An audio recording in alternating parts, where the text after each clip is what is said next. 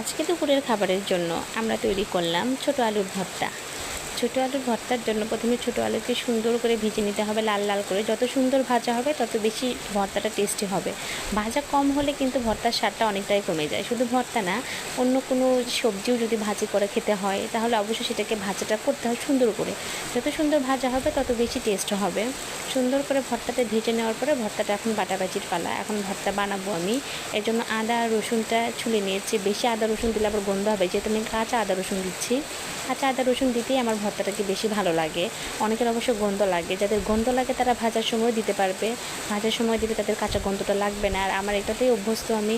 ভাজাভাজি করে ভর্তা রেডি করছি। এই যে দেখেন ভর্তার কালারটা কত সুন্দর আসছে। তবে ঝালটা কিন্তু একটু বেশি দিতে হবে। ঝাল কম হলে কিন্তু ভর্তাটার টেস্ট অনেকটা কম বোঝা যায়। আবার অনেকে ঝাল কম খায়, আমার আবার ভর্তাতে ঝাল বেশিই পছন্দ। বেশি করে ঝাল ঝাল ভর্তা আর 1 প্লেট ভাত খেতে যে কী মজা। আর এখন বৃষ্টি হচ্ছে, বৃষ্টির দিনে বোধহয় এর থেকে